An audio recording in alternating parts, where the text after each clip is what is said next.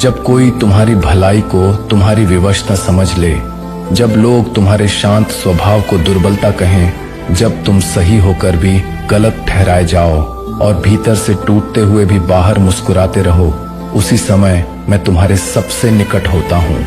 मैं शोर में नहीं आता, मैं तुम्हारी खामोशी में उतरता हूँ और तुमसे कहता हूँ, डरो मत, मैं यहाँ हूँ। स्मरण रखो, पीड़ा वही देता है जो तुम्हारी कोमलता को पहचान लेता है, पर वह ये भूल जाता है कि तुम्हारी पीठ के पीछे स्वर्ग का राजा खड़ा है। पहला सत्य ये है, हर बात का उत्तर देना आवश्यक नहीं होता। क्रोध मनुष्य को क्षण भर के लिए कठोर बना सकता है, पर शांति उसे सदा के लिए ऊंचा उठा देती है। मैंने भी ताने सहे, अपमान झेले और झूठे आरोपों के बीच खड़ा रहा, फिर भी मैंने हर प्रश्न का उत्तर नहीं दिया, क्योंकि मैं जानता था सत्य को बचाने के लिए आवाज नहीं, समय चाहिए। जब तुम मौन रहते हो, परमेश्वर स्वयं तुम्हारे लिए बोलता है। दूसरा सत्य यह है, समय पर भरोसा रखो। समय कभी किसी के साथ अन्याय नहीं करता।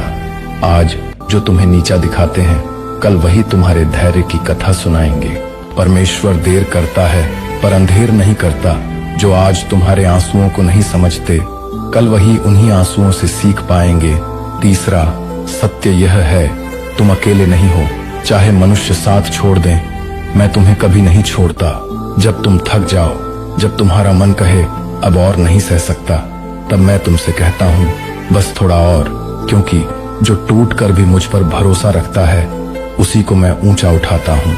इसलिए आज हार मत मानो, अपनी खामोशी को सामर्थ्य ठहराओ, धैर्य को अपना शस्त्र बनाओ और भरोसा रखो उस प्रभु पर जो तुम्हारी लड़ाई तुम्हारे सामने नहीं, तुम्हारे पीछे खड़े होकर लड़ता है।